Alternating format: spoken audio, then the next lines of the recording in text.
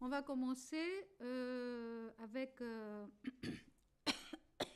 pardon, excusez-moi. Avec, avec Sonia Dayan, qui, comme je vous ai dit, est déjà très indisciplinée, qui est professeur émérite de l'Université de Paris 7. Voilà, voilà, Sonia, c'est à toi. Merci Elénie, je suis très heureuse de me retrouver ici, et puis surtout de retrouver des amis que pour certaines je ne les ai pas vues depuis un bon bout de temps, donc c'est toujours très, très émouvant, et puis aussi d'évoquer le souvenir de Françoise Collin. Moi je n'ai pas été vraiment proche d'elle, je l'ai souvent croisée, en particulier nous avons fréquenté ensemble pendant de nombreuses années le séminaire de Claude Lefort, et puis je l'ai rencontrée à plusieurs reprises, mais je n'ai pas travaillé en proximité avec elle, même si sa pensée me semble quelque chose de très, très, très proche pour moi. Voilà, donc on va essayer de dialoguer avec le bébé. Alors, j'interviens au pied levé, ce qui fait que je n'ai pas eu la possibilité, étant donné que j'ai eu quelques heures pour préparer, de relire de très près toute l'œuvre de Françoise Collin. Et je voudrais simplement ici proposer quelques réflexions à partir de points de son œuvre et des points par lesquels je me sens, moi, particulièrement concernée. Alors, je ne vais pas faire un grand numéro de narcissisme, mais ce sont des points de rencontre. Et je partirai du titre même de cette table ronde qui m'a interrogée, Révolution permanente. Je me suis dit, c'est énigmatique. Bien sûr, il y a le passé marxiste de Françoise Collin, mais j'ai essayé de réfléchir à partir de cette idée de révolution permanente. Et une première piste m'a été proposée dans mes relectures par la référence à la distinction qu'elle opère et à laquelle il a déjà été fait allusion ce matin entre la théorie et la pensée. Et ça, c'est déjà une distinction qui me paraît très très forte. La théorie qui, dit-elle, comporte un élément de fixité, qui est d'ailleurs rassurant, parce qu'il y a toujours cet aspect de tenir les contradictions ensemble sans dialectique, mais les tenir chez Françoise Collin, et cet élément de fixité qui, bien sûr, peut conduire à une dérive vers l'idéologie, et puis la pensée. Et la pensée, ce qu'elle elle écrit, la pensée pensée. La pensée pensée comme l'écume d'une pensée pensante. Et cette métaphore de l'écume m'a fait beaucoup réfléchir. L'écume, à quoi renvoie cette métaphore? C'est une image d'un flot. L'écume, c'est ce qui se trouve à la surface d'un flot, d'une eau en mouvement, toujours sur le point de déborder, de franchir les limites, de franchir les frontières. Et là, il me semble qu'il y a une idée très très forte, et du coup, je me suis dit, ce n'est pas de révolution permanente, parce que je suis aussi allée relire notre ami Trotsky, et je me dis, Trotsky et Françoise Collin, ça n'a rien de commun, parce que finalement, la révolution permanente, oui, pour Trotsky, elle doit mener à la prise de pouvoir. Or, il n'y a rien de plus étranger à la pensée de Françoise Collin que cette prise de pouvoir, mais il y a un terme, moi, qui m'est tout de suite, alors c'est plutôt Blanqui que Trotsky, c'est l'idée d'insurrection permanente. Et je crois que c'est vraiment, c'est ça qui m'a paru très, très fort, l'idée, que cette idée d'une insurrection permanente qui, je crois, pour moi, caractérise cette pensée. Et du coup, et je crois, j'ai aussi relu ce qu'elle écrivait de tellement important à propos de la démocratie et du lien entre démocratie et féminisme, parce que si j'ai une attache disciplinaire, c'est celle en gros de la sociologie politique reliée aux études féministes. Et il me semble que chez elle, il n'y a pas une pensée affadie de la démocratie comme celle qu'on entend tellement énoncée aujourd'hui, mais que pour elle, la démocratie, c'est justement cette insurrection permanente. C'est le fait de s'affirmer constamment comme sujet libre. Alors, à partir de là, puisqu'on parle aussi de théorie féministe, je me suis demandé, mais alors, qu'en est-il? Quel est le statut là-dedans de la théorie féministe? Et c'est une question aussi que moi, sur laquelle je m'interroge beaucoup, y compris à partir de mes engagements militants, notamment dans le collectif des féministes pour l'égalité, mais d'autres collectifs aussi. Et là aussi, j'ai trouvé des idées chez Françoise Collin qui m'ont paru vraiment importantes. D'abord, la question qu'on a un certain nombre à se poser, surtout les très anciennes, hein, qui ont vécu le féminisme comme cette insurrection, cette prise de liberté, hein, et pas du tout de pouvoir. Que se passe-t-il quand cette théorie s'institutionnalise, hein? Que se passe-t-il, je dirais même plus, j'irai au-delà de ce terme d'institutionnalisation, quand cette théorie, comme elle encourt le risque en ce moment, selon moi, quand elle se fossilise et quand elle s'énonce à partir d'une position de pouvoir. En fait, c'est une question qui est posée au féminisme, mais sur laquelle je vais travailler autour du mouvement ouvrier. C'est vraiment... Alors, du coup, moi, je mettrais évidemment, on tire toujours les auteurs qu'on aime de son côté, je mettrais plutôt Françoise Collin du côté d'un certain anarchisme. Alors, elle écrit justement qu'il faut être féministe, et ça aussi, ça me parle beaucoup, mais il faut être plus que féministe. Plus que féministe, c'est-à-dire, ajoute-t-elle, se rendre perméable aux autres enjeux de notre temps. Et j'ajouterais pour ma part qu'il faut donc affronter les apories, les antinomies, les contradictions, et toutes ces apories, ces antinomies, ces contradictions que nous sommes un certain nombre aujourd'hui à rencontrer à l'épreuve, je dirais, des questions comme la question coloniale, la question postcoloniale et puis la question décoloniale. Qu'en est-il d'un féminisme qui s'affirme aujourd'hui comme décolonial, dont il n'est pas question ici, mais qui me semble vraiment, vraiment important. Donc, le féminisme est toujours à questionner, en particulier en ce qu'il énonce de singulier, et en ce qu'il s'énonce comme singulier. Alors, n'y aurait-il pas plutôt, c'est une question que je pose, moi, à partir de ma lecture de Françoise Collin, parce qu'on a toujours sa propre lecture, on lit toujours à partir de ses propres questions, n'y aurait-il pas plutôt plusieurs pensées, plusieurs pratiques féministes, hein, pensées et pratiques qui sont toujours insurgentes et toujours tendues en même temps vers la construction d'un monde commun. Et là, de nouveau, on a des choses à tenir ensemble, c'est-à-dire cette insurrection permanente et ce monde commun à construire, mais qui est toujours devant nous.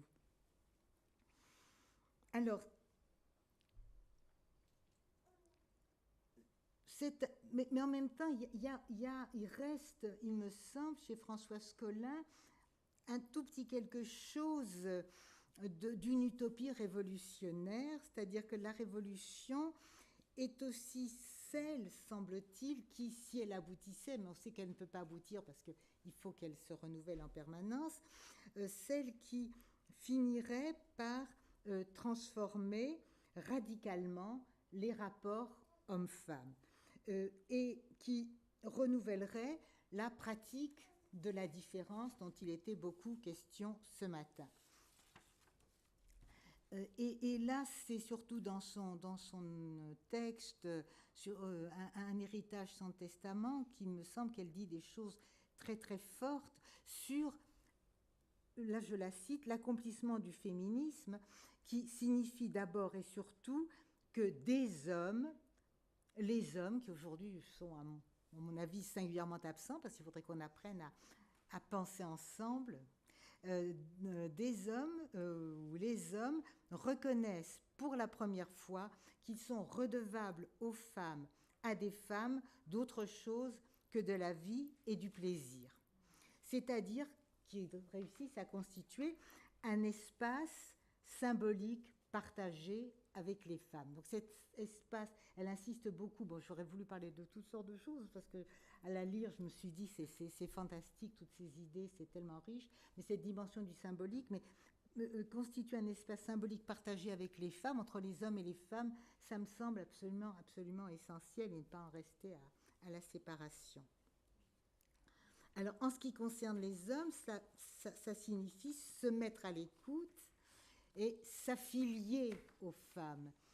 Cette idée de la filiation, mais des hommes par rapport aux femmes, me semble très très fort. S'affilier aux femmes et s'affilier, parce qu'il y a toujours une incarnation, la dimension de la chair, du plaisir, de l'amour est très présente dans la pensée de Françoise Collin, c'est-à-dire s'affilier aux femmes, mais sans effacer ou sans mettre, ni même sans mettre entre parenthèses, la dimension du désir et de l'amour. Voilà, alors je ne sais pas s'il me reste une petite minute, parce que je voudrais finir par une citation de quelqu'un que je préfère à Blanchot, je m'excuse, qui est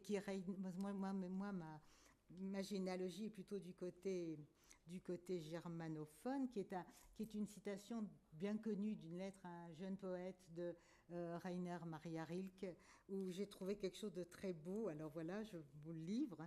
C'est un texte le grand renouvellement du monde tiendra sans doute en ceci: l'homme et la femme, libérés de leurs erreurs, de toutes leurs difficultés, ne se rechercheront plus comme des contraires, mais comme des frères et sœurs, comme des proches. Ils uniront leur humanité, leurs humanités à tous les deux, pour supporter ensemble, gravement, patiemment, le poids de la chair difficile qui leur a été donnée. Voilà, c'est mon improvisation. Mais je voulais terminer sur Rilke.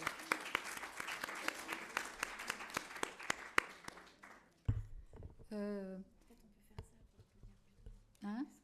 Quoi? Ah, pour le bébé, on peut faire ça, oui, c'est ça. On peut faire ça, il aide. D'abord, il aime ce mouvement.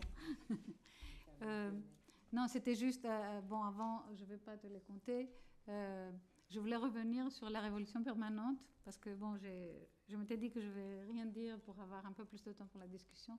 Mais, en fait, je pense qu'en effet, ça n'a rien à voir avec Trotsky, sauf sur quelque chose qui est très intéressant, mais là aussi on voit la différence, disons, de la pensée du politique chez Françoise. Pour Trotsky, bon, la révolution permanente, c'est aussi cette période de changement, de bouleversement de toutes sortes, pacifiques, sociaux, politiques, privés, etc., qu'introduit la révolution prolétarienne, mais pensée comme une transition vers le socialisme, c'est-à-dire penser comme une transition vers quelque chose qu'on connaît. Et je pense que ce qui est très important dans l'idée de révolution permanente dans cette image, c'est précisément cette idée qu'on ne sait pas. On ne sait pas où on va. Ce qui nous unit, dit-elle, c'est ce qu'on ne veut pas. C'est-à-dire il y a une négativité très importante, je pense, qui aussi est liée avec tout le caractère, l'importance du dialogique, enfin de la dimension dialogique pour le féminisme qui existe dans son œuvre. Bon, je ne vais pas parler plus parce qu'il ne faut pas profiter. Et je donne la parole tout de suite à Sylvia Duverger, qui est doctorante à Paris 8 en philosophie, et qui va nous parler... Études de genre. Oui. Études de genre, voilà. Bien, alors, hier, je crois, Eleni et moi, nous avons eu une petite discussion au téléphone. Moi, je m'apprêtais à parler de la question du féminin chez Lévinas et de la lecture que Françoise Collin, la lecture critique que Françoise Collin avait pu en faire. Et Eleni, tout d'un coup, m'a dit, mais tu vas quand même parler de la révolution permanente. Plus ou moins. Oui. Et bon, en l'occurrence, je vais en parler puisque j'ai relu les extraits de textes de Lévinas que Françoise Collin avait choisis pour l'anthologie critique de Platon à Derrida. Et aux merveilles, il est question de révolution permanente sous la plume de Lévinas.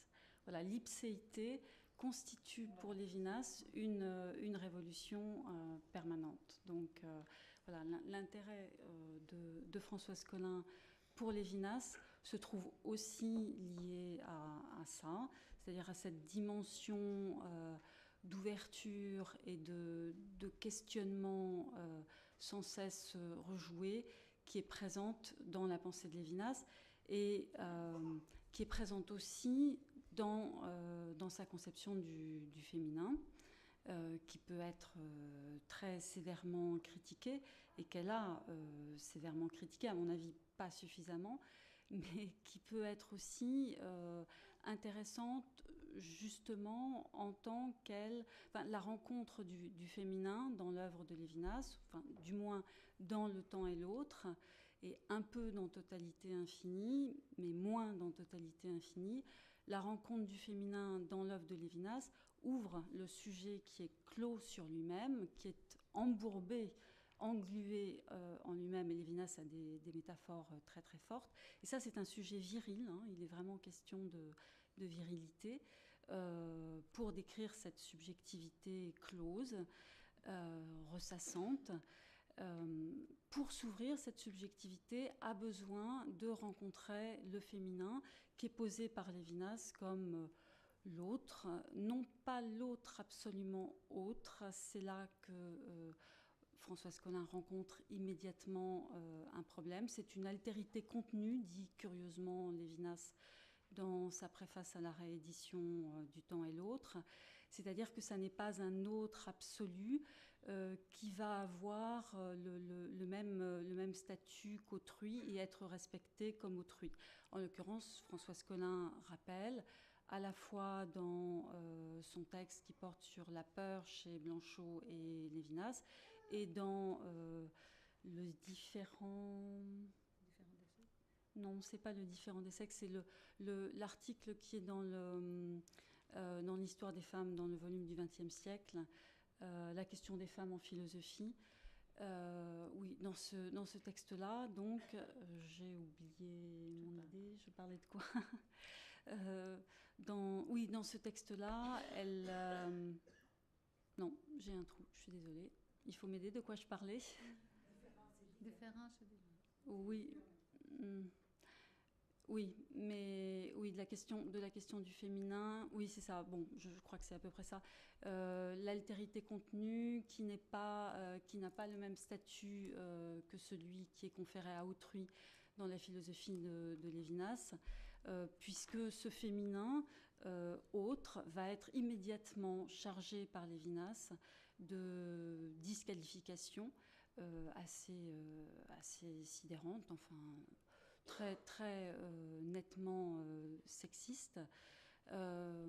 Voilà. Donc il y a à la fois dans la pensée de Lévinas quelque chose qui intéressait profondément Françoise Collin, ce refus de la clôture, cette nécessité absolue de l'ouverture, cette exigence de faire place à l'autre, et se dire qui s'arrache sans cesse et sans arrêt du dit. Hein. Là aussi, on a une révolution permanente, c'est-à-dire jamais rien n'est fixé et il n'y a pas d'identité figée. Il y avait à la fois ça donc, dans la pensée de Lévinas qui intéressait Françoise Collin, et en même temps, il y avait ce féminin qui n'était pas sans être intéressant et qu'il faut malgré tout sans cesse réinterroger, mais qui en même temps était alourdi de disqualifications parfaitement sexistes et voilà, très, très critiquable. Quoi vous dire d'autre? Sinon, je peux repartir dans le texte de Totalité infinie où Lévinas, puisqu'il fait partie des textes que Françoise Collin avait choisi de présenter dans l'anthologie critique. Donc dans ce texte où il est question de l'ipséité comme révolution permanente, il est aussi question du rapport entre père et fils. Hein, et bien évidemment, Françoise Collin souligne que c'est assez amusant, mais dans cette philosophie de l'altérité qui est celle de Lévinas, eh bien, c'est le rapport père-fils qui est au centre et non pas du tout le rapport mère-fille ou le rapport père-fille. Il y a une disparition assez parfaite de la fille. Et quand Lévinas est interrogé à ce sujet-là, il dit, c'est dans un entretien avec François Poirier, assez tardivement, en 87, il dit « Oh, mais ça pose pas de problème, on peut remplacer fille par fils. N'empêche que c'est fils qui est écrit et qui revient. Quelquefois, il y a l'enfant, mais c'est assez peu fréquent. C'est quand même le leitmotiv du fils. Voilà. Donc, je suis désolée, c'est pas très articulé. Très intéressant. Bon. Merci. Donc, voilà, ça aussi, bien évidemment, Françoise Collin n'a pas manqué de l'épingler. Donc, ce que j'aurais envie de dire là, assez brièvement, au sujet du rapport de Françoise Collin à Lévinas, c'est qu'elle avait à lui un rapport extrêmement nuancé. Comme je crois, finalement, sa pensée est une pensée tout en nuances. Tout à l'heure, vous disiez tenir les contradictions. Eh bien, je crois que dans son rapport avec Lévinas, c'est exactement ça qu'elle a fait. C'est-à-dire à la fois reconnaître ce qu'il y avait d'intéressant et dire aussi, me dire dans un entretien personnel, mais Lévinas est quelqu'un qui savait aider les femmes et moi, il m'a aidé. Il m'a aidé à publier Blanchot, mon ouvrage sur Blanchot, chez Gallimard. Donc voilà. Et là, on peut relier ça aussi à ce qu'elle dit de la praxis, l'importance, ne pas théoriser, mais aussi considérer, enfin ne pas théoriser, ne pas en rester à la théorisation, mais aussi être capable de considérer ce qui est fait, ce qui est l'action effective. Et donc là, l'action effective de Lévinas, qui est capable de l'aider, elle, à publier son ouvrage sur Blanchot chez Gallimard.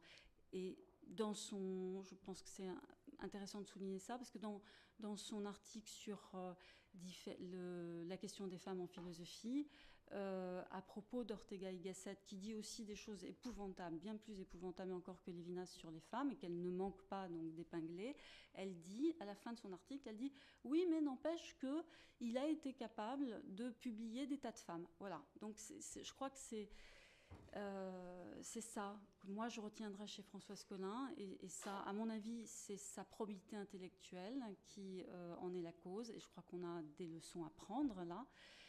À la fois être capable de voir ce qu'il y a de foncièrement problématique et négatif et critiquable, et en même temps ce qu'il y a de fécond, d'intéressant, de porteur.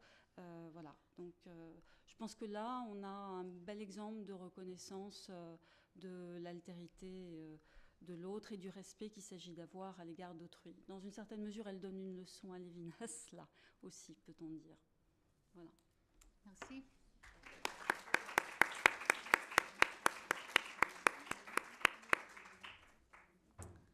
Voilà, donc la parole est à Elsa Dorlin, professeure de philosophie morale et politique à Paris 8, qui va nous parler. Merci beaucoup. Est-ce que je pourrais avoir un... Non, vous m'entendez là, ça va aller. Parce que je ne peux pas trop me rapprocher du micro.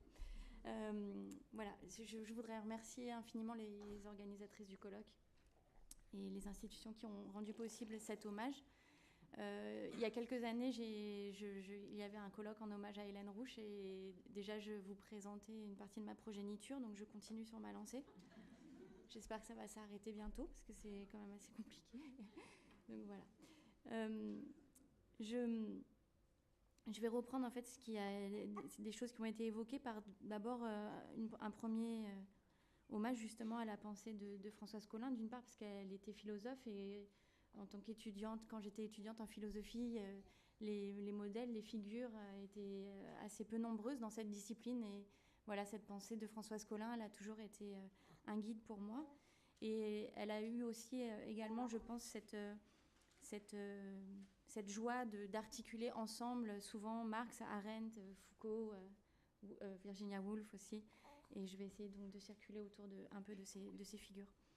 Je voudrais juste partager une réflexion sur le personnel et politique, et essayer de montrer comment, dans une certaine mesure, Françoise Collin offre une expression, enfin traduit l'expression le personnel et politique dans le champ du savoir, dans l'ordre du discours, de la discipline philosophique. Et juste en préalable à cette question, je voudrais revenir sur la distinction entre philosophie, théorie et pensée. Et la distinction justement entre philosophie et théorie, c'est Hannah Arendt qui le fait dans Vie politique pour dire finalement ce que Nietzsche, Marx, Freud ont fait à la philosophie, c'est que justement ils l'ont lancé, en tout cas ils l'ont fait basculer dans la théorie parce qu'il n'était plus possible de faire abstraction du politique à partir d'eux. Et donc il n'y a plus de philosophie possible après Marx, Freud, après Nietzsche, Marx et Freud. Donc nous sommes dans le champ de la théorie.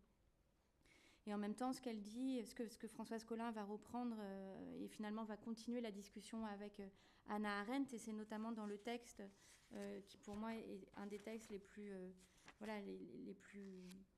parmi les plus marquants de Françoise Collin, c'est sur la praxis de la différence, qui est le texte qu'elle avait fait pour la leçon inaugurale de Rosie Braidotti à Utrecht, justement sur femmes et philosophie. Et ce qu'elle explique au fond, c'est qu'il faut peut-être aujourd'hui retrouver pour les femmes quelque chose qui serait de l'ordre de la pensée et non plus justement de la théorie. Parce que la théorie, elle est complètement imbibée de politique et elle ne s'en sort pas du politique. Alors qu'est-ce qu'elle entendait par là ? Au fond, ce qu'elle entend par là, c'est... Françoise Collin va considérer qu'à partir du moment où la philosophie a tué le sujet, où le sujet ne peut plus être dans une forme de solipsisme masculin, blanc, bourgeois, etc., et qu'il annonce lui-même sa propre mort, et ben cet élan, cette agonie du sujet se fait notamment grâce au coup de butoir du féminisme, des femmes en philosophie qui ont essayé justement, à l'occasion de la mort du sujet, de lui redonner corps, en tout cas de le situer dans une histoire et de le confronter aux politiques. Mais cette idée, ce travail du féminin par rapport au sujet n'empêche pas, dit Françoise Collin, que certains philosophes ont continué, même en proclamant la mort du sujet, de s'accaparer le féminin précisément pour s'approprier les privilèges de cette mort du sujet et du non-sujet. Donc il n'est pas, pour Françoise Collin, il n'est pas satisfaisant au fond que le féminisme, que la pensée féministe advienne au moment de la mort du sujet, puisqu'on n'en a pas fini au fond des rapports de domination et du politique.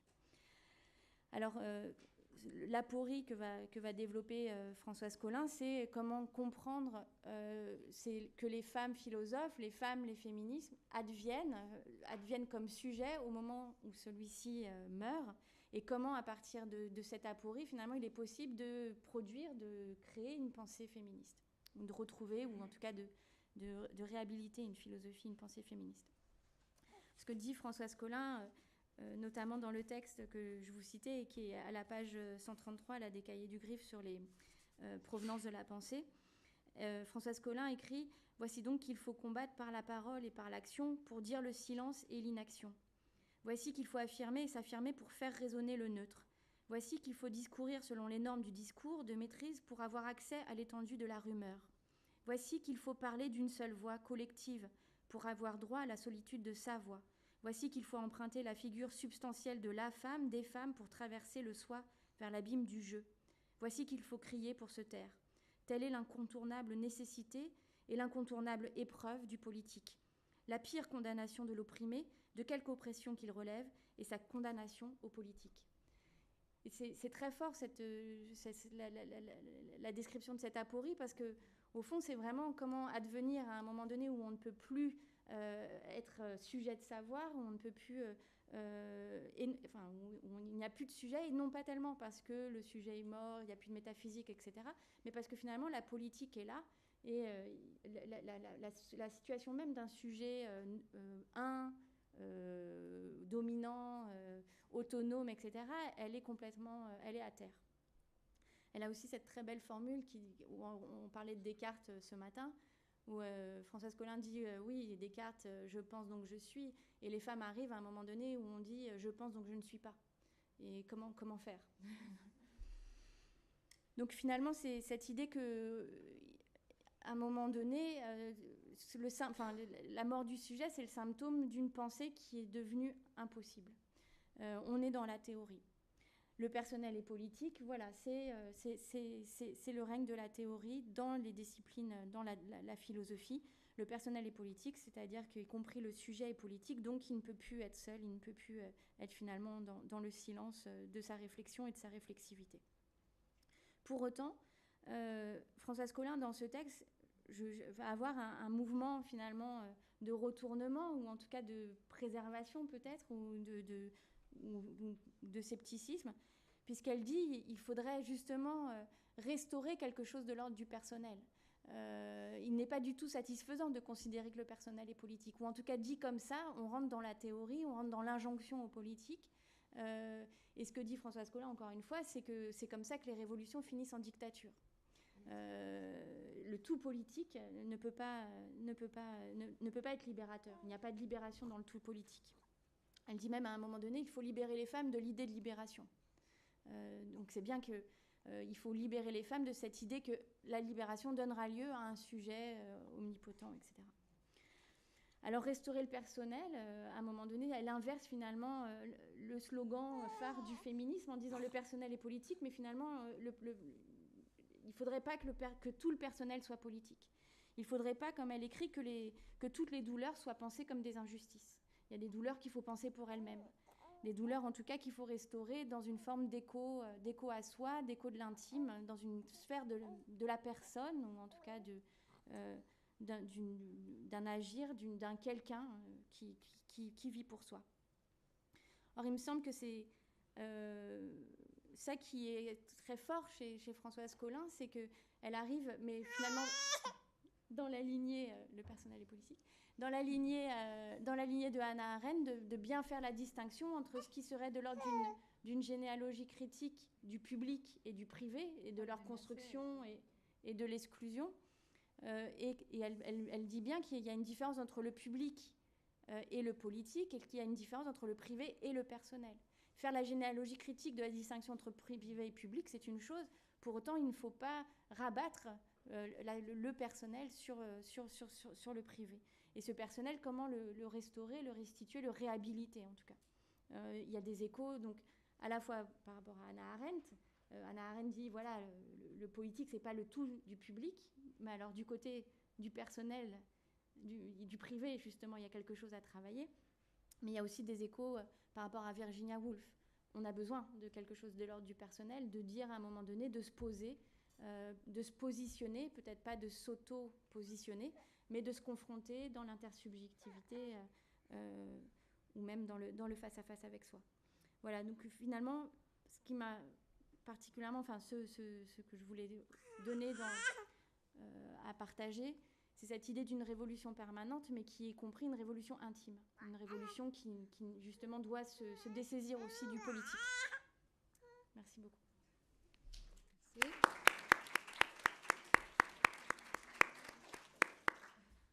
Merci à toutes les trois. On a un peu de temps, on est tout à fait dans le temps. Et donc on peut se poser des questions, des clarifications. Moi, je voudrais... je pourrais commencer par Elsa. Est-ce que tu penses pas que la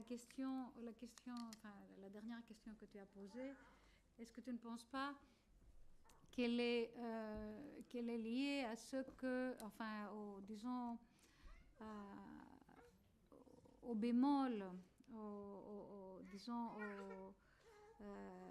au scepticisme de Françoise face à un tout collectif dans lequel à la fois la singularité que présuppose tout personnel, si tu veux, s'efface, puisqu'elle parle à plusieurs reprises et dans plusieurs points de vue d'une pluralité de qui, c'est-à-dire à chaque fois qu'elle parle du commun, de la construction du commun, du mouvement collectif, du mouvement féministe, elle revient sur justement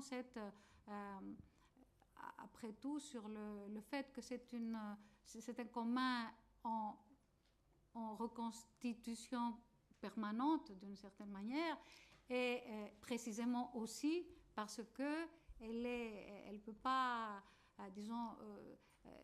on ne peut pas considérer le féminisme comme une fusion de toute cette pluralité de qui et de tous ceux qui apportent et qu'ils ont apporté à ce projet à construire qui est un commun des femmes, hein, comme elle dit.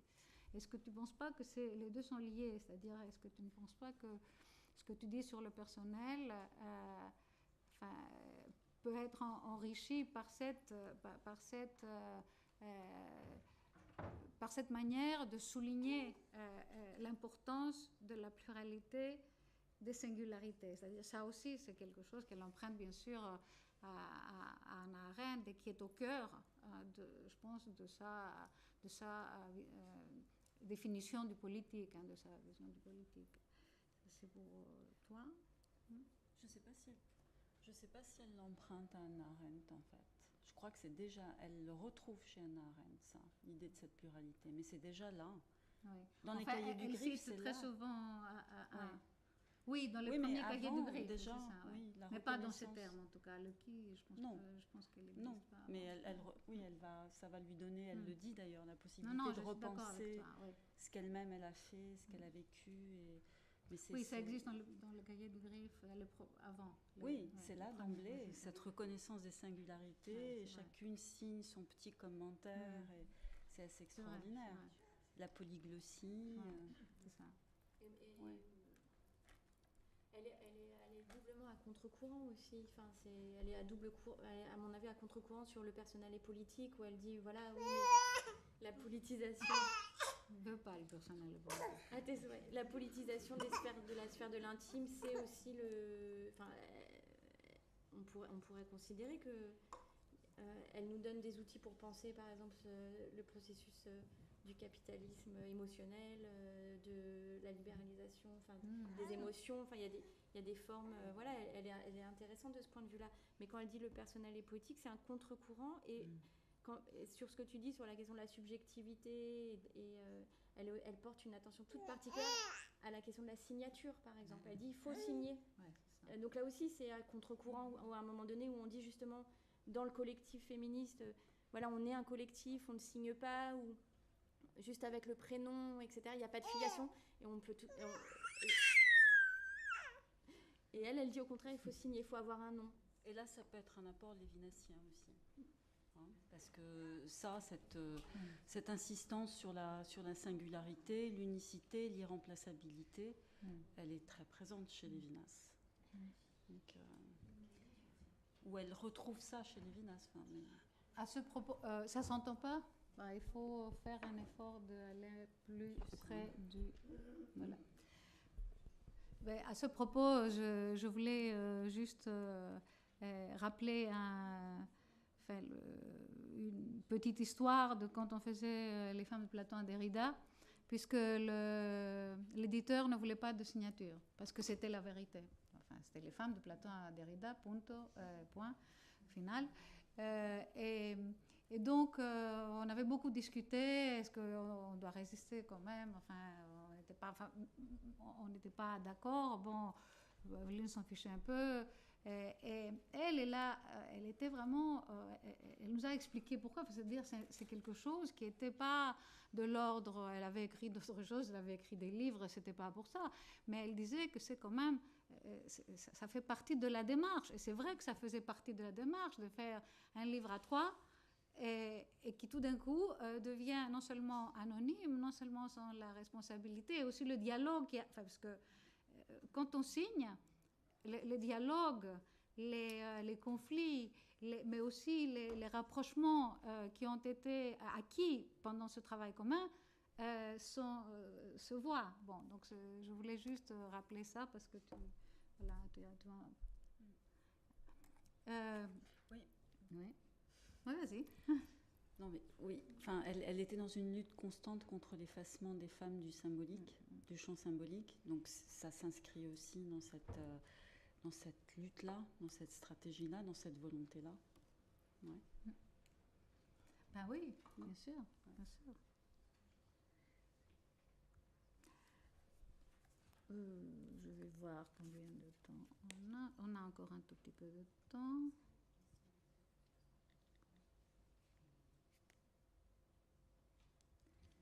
On a 2 3 minutes.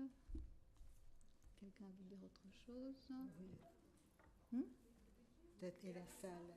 Mais la salle, oui, non, mais on a pour la salle, on a encore, ça va, hein? On a de 20 à 25 minutes, ça va. Mais si vous voulez, on socialise le débat. Qui veut parler? Voilà. Voilà, Donc, moi, Sonia, à propos voilà. de C'est pour ça que l'intervention, je- voilà, à propos de l'intervention de Sylvia, parce que ça fait rebondir chez moi, enfin une question. Je me rappelle avoir au temps du GEF, l'avoir posé, donc c'était dans les années, à la fin des années 70, quand on commençait à se réunir, à réfléchir ensemble, d'avoir posé à Rosie Braidotti, et je réussis toujours pas à y répondre, hein. C'est-à-dire, c'est le rapport de la pensée féministe finalement aux philosophes hommes et sexistes, si je puis dire, parce qu'en écoutant ce que vous disiez sur Lévinas, moi, enfin, Lévinas, j'ai beaucoup de mal justement à cause de la façon dont il parle des femmes, mais ça pourrait être cette altérité là. Moi, c'est quelque chose qui m'insupporte. Mais puis il y a d'autres raisons aussi. Mais justement, parce que je crois que là, on est de nouveau, enfin, c'est la fameuse question de la génération qu'elle pose. C'est-à-dire qu'on pense, enfin, les femmes qui pensent avec. Moi, je disais, j'ai des hommes dans la tête quand je pense. C'est-à-dire que, de toute façon, on pense avec les instruments intellectuels masculins. Et qu'est-ce qu'on en fait? Et comment on s'explique avec ça? Et moi, personnellement, c'est une question que je n'ai toujours pas résolue, parce qu'il y a par exemple un philosophe, n'importe lequel, qui m'aide à penser, et puis toc, je tombe sur quelque chose qui est totalement insultant, ou qui même me nie. Alors, qu'est-ce qu'on fait avec ça? Et je crois qu'on n'a toujours pas résolu. Voilà, c'est. Ouais. Mais du coup, ça m'a fait. Enfin, parce que c'est une question que je n'ai cessé de me poser. Oui, alors je me représente, je suis médecin scolaire à l'origine, dans une zone où il y avait des enfants surdoués qui donc échouent parfois. Et j'écris actuellement sur l'éthique médicale. J'ai été au ministère à une journée justement sur la voix du patient en psychiatrie, parce que là, donc je reprends ce que vous disiez, quand on ne peut plus être sujet de sa voix à cause de la politique.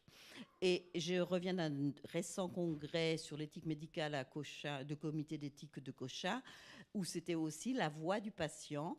Et à un moment, donc, il était question de faire parler un représentant de patients en psychiatrie. Et le titre était « Ma voix ». Moi, je pensais entendre des patients. Il y en a des célèbres qui ont écrit des livres qui auraient pu être là. Or, il n'y avait pas un seul patient pendant ces 2 jours et demi. Parce que la loi actuelle, quand on est interné, certaines femmes sont internées quand elles veulent divorcer, etc. C'est pour ça que je me bagarre un peu. Parce que la politique, justement, fait en sorte que quand on est interné sous contrainte, on n'a même pas le droit à ce que la personne de confiance intervienne à ce moment-là pour expliquer la situation, par exemple. Donc, effectivement, ce que vous dites est très vrai. Et comment faire, justement? Voilà. Merci. C'est une question de... Bon, on parlait de l'agir. Moi, j'ai réfléchi. Et puis maintenant, je passe à l'action. Parce que réfléchir, c'est bien. Mais après ça, il faut que ça débouche. Si vous avez une réponse. C'était une réponse réfléchie. Hein. Merci. Entre-temps,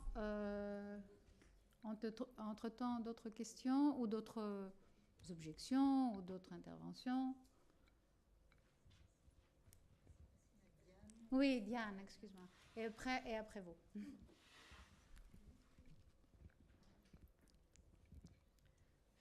Il me semble que sur la question de qu'est-ce qu'on fait avec cette tradition philosophique qui est, disons, à dominante très machiste, il faut prendre ce qui nous convient. Bon, il y a Iris Young qui disait qu'il fallait être des bandidas par rapport à la tradition philosophique, et je trouve que c'est grosso modo aussi l'attitude qu'avait Françoise Colin, c'est-à-dire que on prend ce qui nous donne matière à penser et on laisse tomber le reste, ou on critique le reste, mais on ne peut pas s'amputer de cette tradition-là, parce que en partie, même si les femmes ont été absentes de l'élaboration de cette tradition en tant qu'auteurs, d'une certaine façon, elles en sont parties.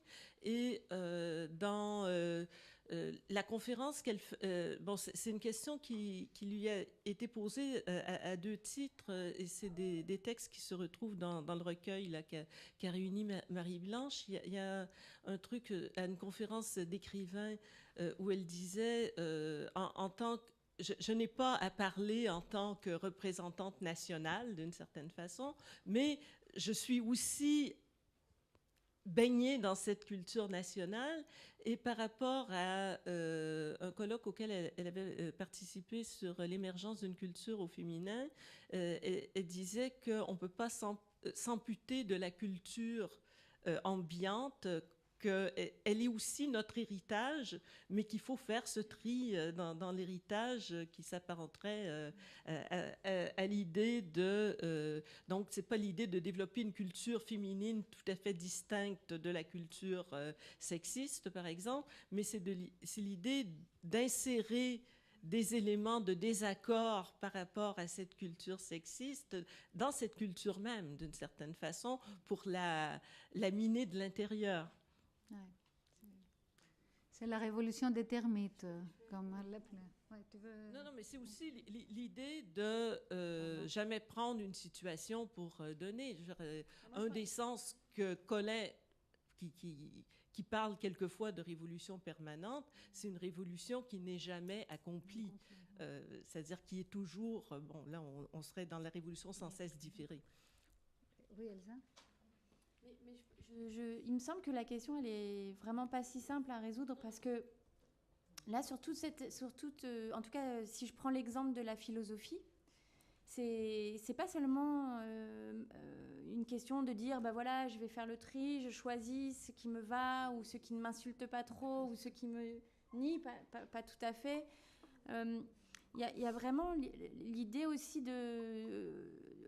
d'être complètement construite comme sujet dans un cadre qui est aliénant, en fait. Et c'est tout l'enjeu quand même aussi de la modernité, justement de la postmodernité. Après, sur pourquoi ce sujet cartésien s'en est pris plein la figure, parce qu'à un moment donné, quand même, les dominés enfin voilà, ce que redit Françoise Colin, les opprimés n'ont pas eu d'autre choix que de faire de la politique, et donc de tuer ce sujet hégémonique. Et je trouve que chez Colin, justement, il y a quelque chose de très fort, y compris qui peut faire écho avec la question des épistémologies du positionnement de l'autre côté de l'Atlantique, ou en Angleterre, où il y avait vraiment cette idée d'un sujet dont on sait qu'il va falloir aussi l'utiliser de façon stratégique, c'est-à-dire que, y compris pour assassiner le sujet, il faut quand même être capable de parler au jeu. Et c'est précisément cette question-là, c'est-à-dire qui touche à des modalités de subjectivation. Et je pense que dans la philosophie, c'est une question qui me semble fondamentale, parce que, y compris aujourd'hui, il y a des enjeux de pouvoir dans le devenir sujet des anciens objets de connaissance. Ça touche à la philosophie, ça touche aussi à d'autres, évidemment, à la médecine. Mais cette idée, je pense que si on peut... et il y a de ça chez Colin, c'est qu'à un moment donné, qu'est-ce que ça fait qu'un objet de connaissance mutique, justement objectivé, commence à prendre la parole, commence à parler. Ça crée vraiment... ça crée des frictions, des tensions, ça met en crise tout l'ensemble de l'ordre du discours et du savoir.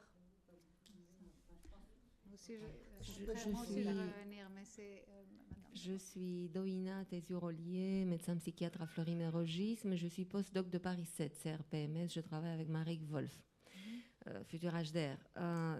J'ai entendu parler des éléments, bien sûr, la globalité extrêmement intéressant, mais la question de la signature et du prénom. Quel est votre avis concernant la clarté portée dans un background philosophe et féministe. Sur une pétition ou sur un document politique, par exemple, qu'est-ce qui est plus clair ? Je vous demande votre avis. Une signature qui n'est pas lisible ou un prénom ?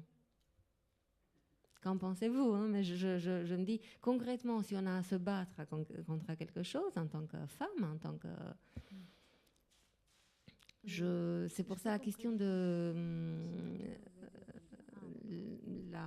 l'intervenante à ma droite a parlé de la question du politique, du personnel et des intrications des deux. Alors je me demande si vraiment c'est plus clair. Ou alors il faut les deux. Il faut le prénom et la signature. Qu'en pensez-vous ? Concrètement, dans le plan du réel, pas dans le plan symbolique. Là, je suis dans le réel. Il y a quelqu'un qui veut répondre ? Ah, d'accord. Ben, on peut reprendre tout à l'heure. Moi, je n'ai pas de réponse. D'accord. J'avoue. Hein? Merci en tout cas pour la qualité de l'intervention.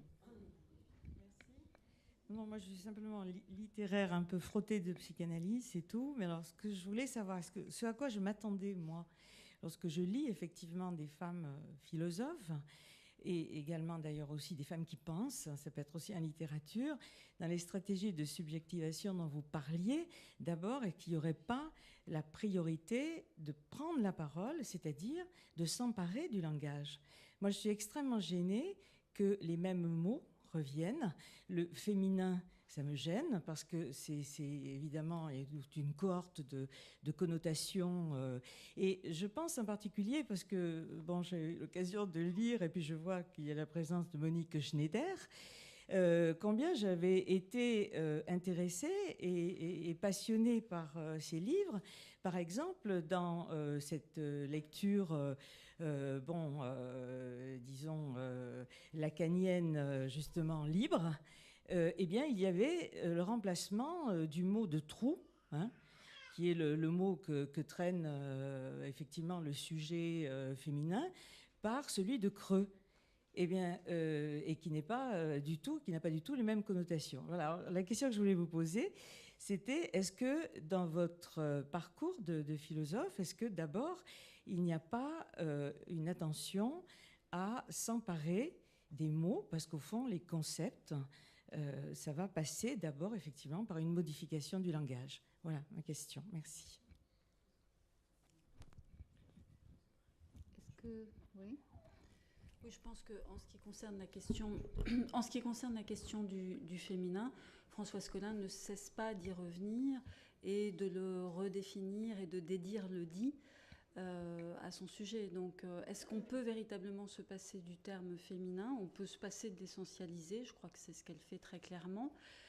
Le relancer, le rejouer, lui donner d'autres significations, ça me paraît être une pas trop mauvaise solution, dans la mesure où ce mot est là, il ne va pas disparaître du jour au lendemain, mais il faut faire bouger les sens et les significations. Il faut troubler les significations.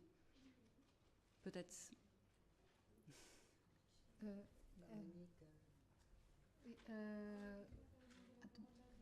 Ah, d'accord. Et puis il y a Florence.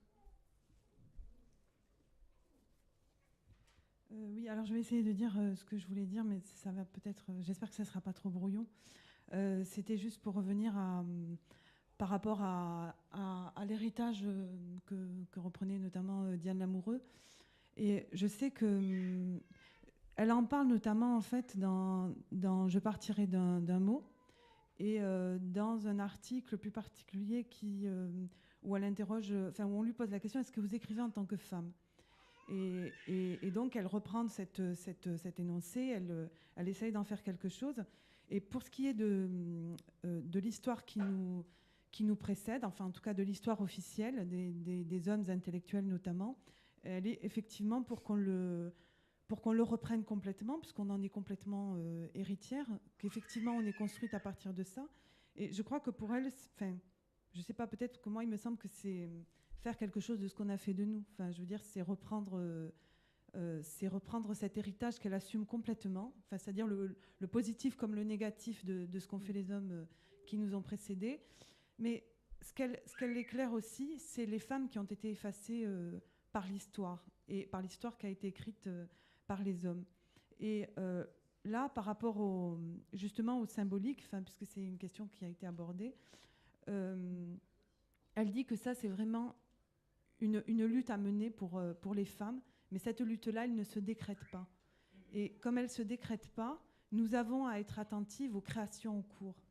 C'est-à-dire, d'ailleurs, elle dit il faut faire attention aux vivantes, il ne faut pas enterrer les vivantes pendant qu'on essaye de déterrer les mortes. Elle le dit justement dans cette conférence qu'elle donne à Émilie du Châtelet, où elle parle notamment des femmes artistes et d'une attention donnée aux femmes artistes. Enfin, voilà. Merci. Oui. Je ne vous ai pas vu. Désolée. Donc, je suis Monique Schneider. Comme une allusion brève a été faite à ma façon de parler, peut faire remarquer, j'y suis sensible, mais je vais en dire un tout petit peu plus. Si au lieu de parler d'un mot qui caractérisait le masculin, j'ai glissé le mot creux, je voudrais dire que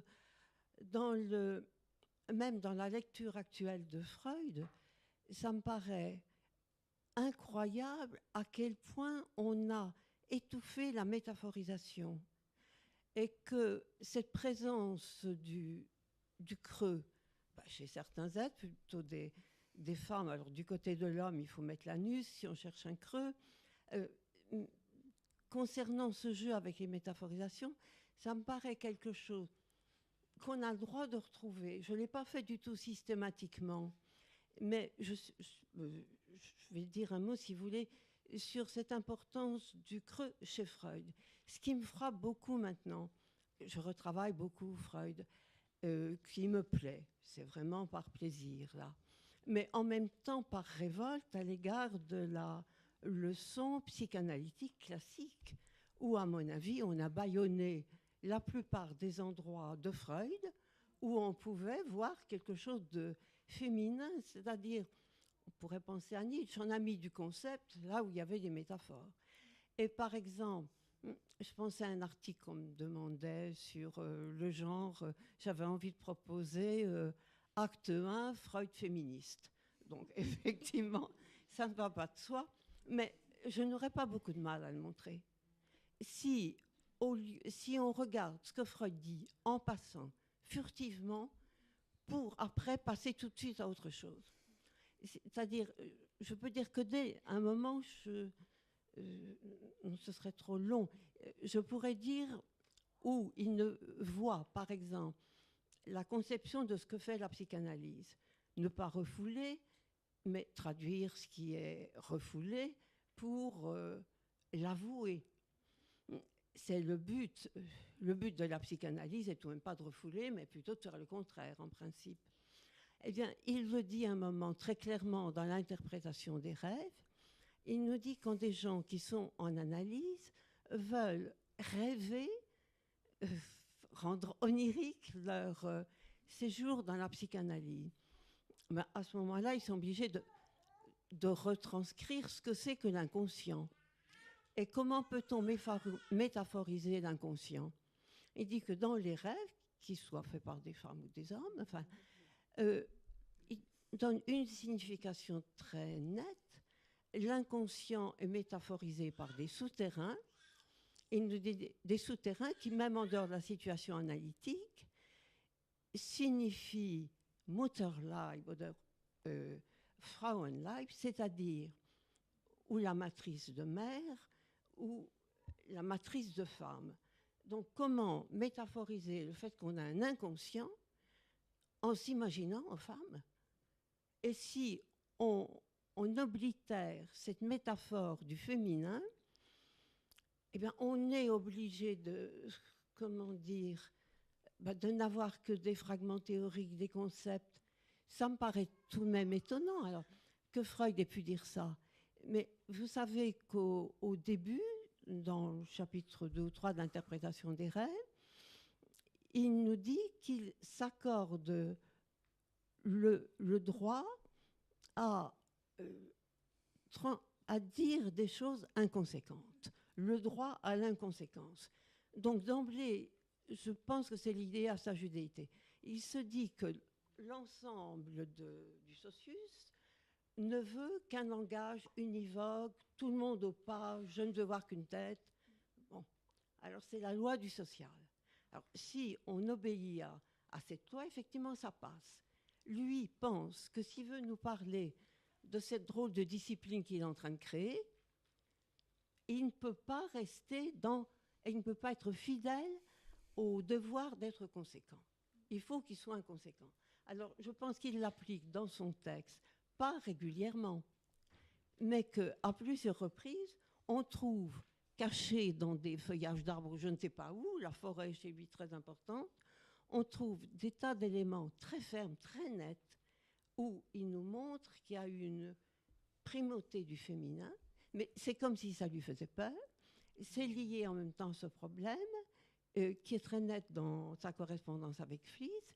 Il faut que Fliss lui donne le droit d'avoir en lui quelque chose comme une femme. Comme à la fin, Fliss lui dit que ça ne peut pas fonctionner, il le lâche, eh bien, il lui dit bien comment est-ce que je vais pouvoir continuer à travailler.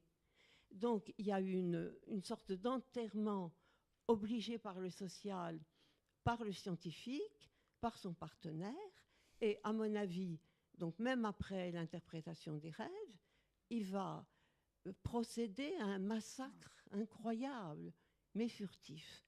Donc ce qui est dit à la fois de l'élaboration du féminin, de la métaphore, et l'idée qu'il n'y a plus de sujet, je pense qu'on peut retravailler, vous voyez, tous ces éléments chez Freud.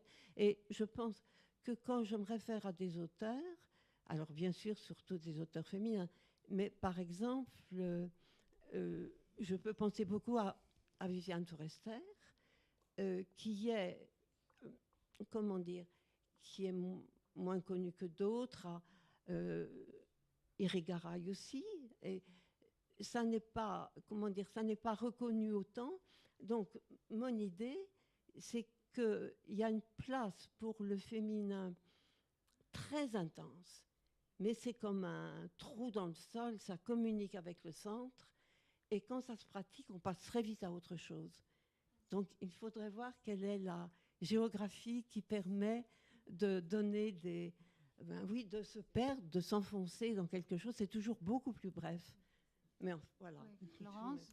Oui, là, c'était juste pour éventuellement avoir l'occasion, je ne sais pas si c'est absolument dans la thématique de la révolution permanente, mais du dialogue Françoise Collin, Judith Butler, parce qu'après, on n'aura plus une table ronde aussi philosophique. Et donc, je voulais savoir si par rapport à vos interventions, bon, je sais que Sylvia a eu des grandes conversations avec Françoise Collin à ce propos, mais peut-être qu'aussi Elsa, autour de cette mort du sujet, est-ce que même par rapport à ce qu'on pourrait éventuellement faire lire aux étudiants qui lisent Judith Butler, qui ne lisent pas Françoise Collin, qu'est-ce qu'on peut mettre aussi en valeur d'un dialogue que peut-être ne va pas de soi?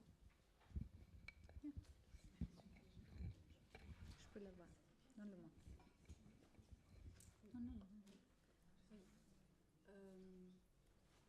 Quoi leur proposer à lire, je pense, pour mettre en évidence qu'en fait, au-delà de ce qu'elle-même pouvait en reconnaître, d'ailleurs c'est assez drôle parce que elle parlait de Lévinas et de Arendt, Lévinas disant qu'Arendt s'était faite en quelque sorte la traductrice de la civilisation américaine et il ne voulait pas en entendre parler. Et elle disait, mais en fait, il ne se rend pas compte, ils sont très proches, beaucoup plus proches qu'il ne veut bien le reconnaître. Et pour moi, à mon avis, c'est exactement la même chose avec Judith Butler. C'est-à-dire que vraiment, je retrouve dans des termes totalement différents, des façons de dire complètement différentes, mais je retrouve des thématiques, des exigences aussi similaires.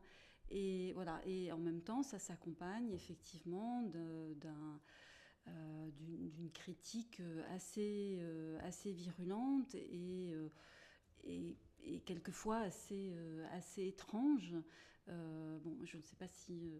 moi, j'ai eu l'occasion de discuter avec elle assez longuement de ça, et on a vraiment failli se fâcher à ce sujet-là. Et ensuite, je lui dis, mais en fait, vous ne vous rendez pas compte que vous êtes beaucoup plus proche d'elle que vous n'imaginez. Et ensuite, c'est opéré quelque chose comme une « ah, oui, peut-être », et on est reparti dans la discussion, et voilà. Mais donc, il y a une opposition de prime abord, que je ne m'explique pas complètement, si ce n'est que je pense qu'il y avait chez Françoise Collin, comme il y a chez Christine Delphi, la peur de la disparition des femmes, la prise en compte des femmes en tant que telles, en tant que groupe social.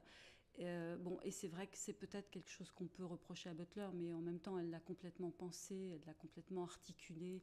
Donc, voilà. Donc ça, c'est ce qui serait, enfin, dans son opposition à Butler, à mon avis, c'est ce qui la légitimerait le plus, peut-être. Bon.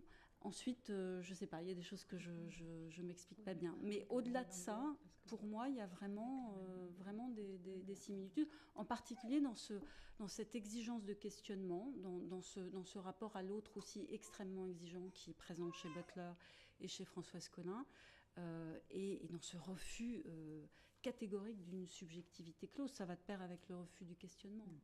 Voilà. Quelque chose? Oui, non, mais vas-y, Sonia. Oui, dire deux mots à Monique, non? Oui, par rapport à votre intervention, parce que effectivement, enfin moi je pense que, enfin, le cas de Freud et certains autres penseurs est très différent, parce qu'on dit les hommes. Je veux dire qu'il faut tenir compte de la relation de domination, et quand on fait intervenir, enfin c'est évident pour moi, la situation de juif de Freud, hein, c'est pas simplement ce dont il est porteur par rapport à la tradition juive ou une tradition, mais c'est sa position à l'intérieur de la société viennoise, qui est une position féministe, hein, sur une position de dominée, de paria. Donc, et du coup, ça donne une autre sensibilité. Donc, ça donne. Bon, là c'est la référence et sont les analyses aussi de John Scott.